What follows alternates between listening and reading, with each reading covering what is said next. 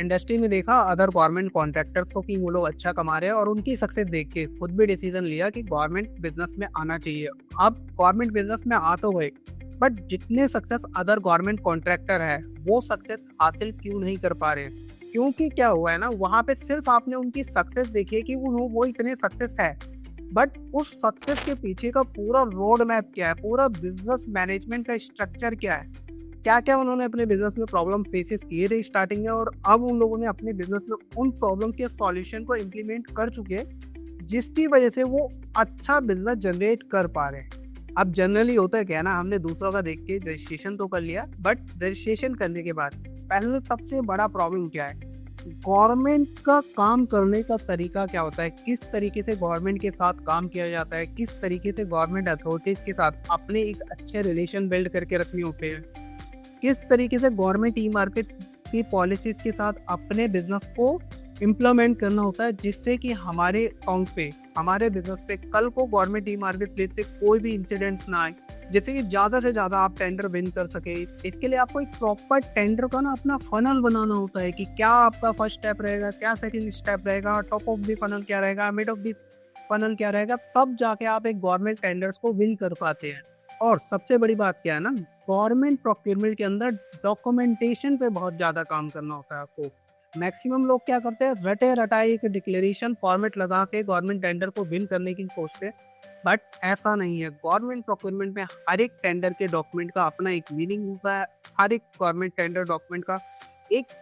Format होता है जो कि आपके डॉक्यूमेंट्स को ये दिखा सके कि yes this company is eligible to win this tender. और सबसे बड़ी बात क्या है कि आप जिस मिनिस्ट्री या डिपार्टमेंट के टेंडर में पार्टिसिपेट करने जा रहे हैं, क्या आपको पता है उस डिपार्टमेंट की एक्चुअल में एक प्रोक्योरमेंट पॉलिसी क्या है, उनका काम करने का तरीका क्या है। आप जिस तरीके से अपने प्राइवेट बिजनेस में हर एक कस्टमर को बिल्कुल समझते हैं कि वो पर्सन किस तरीके से काम करता है, उसी तरीके से आपको गवर्नमेंट बिजनेस में भी हर एक ऑफिस को समझना पड़ता है कि इस ऑफिस का प्रोक्योरमेंट करने का तरीका क्या है, जैसे कि आप इजीली उनके टेंडर में L1 आ सके और टेक्निकली क्वालिफाई हो सके। तो बेसिकली गवर्नमेंट बिजनेस में ना ये सबसे बड़ी प्रॉब्लम सभी की होती है कि वो इन सभी बातों पे ध्यान नहीं देते। और ये सारी चीजें सिखाने के लिए ना एज इंडिया में कोई भी ऐसा एक पर्टिकुलर इंस्टीट्यूट आज तक है ही नहीं क्या गवर्नमेंट प्रोक्योरमेंट करने का तरीका होता है ये सिखाए। तो इन्हीं सभी प्रॉब्लम को देखते हुए हमारे पास भी काफ़ी ज़्यादा क्वेरीज आती थी।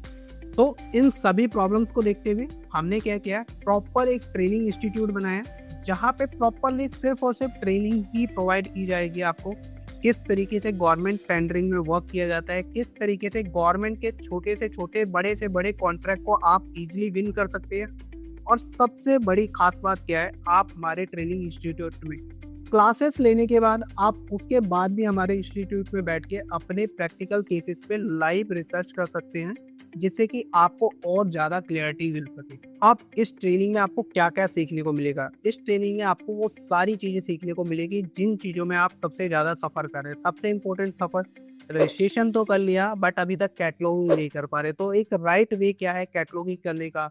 किस तरीके से आप OEM से कनेक्ट हो सकते हैं, किस तरीके से आप इजीली OEM से ऑथराइजेशन ले सकते हैं, इसके बारे में बात की जाएगी। किस तरीके से आप टेंडर्स में पार्टिसिपेट करेंगे, किस तरीके से टेंडर को स्टडी करेंगे, उसकी डॉक्यूमेंटेशन को कैसे काम करेंगे,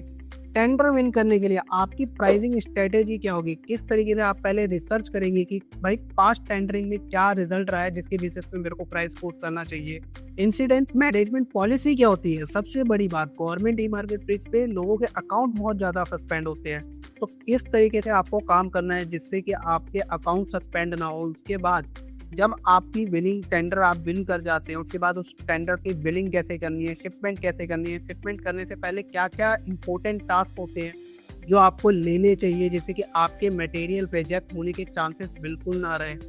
इसके बाद किस तरीके से आप जब अपने प्रोडक्ट को डिलीवर कर देंगे डिपार्टमेंट में, कैसे आपको उसकी CRSC जल्दी से क्रिएट करवानी, किस तरीके से डिपार्टमेंट से अपनी पेमेंट को जल्दी से जल्दी रिकवर करना है,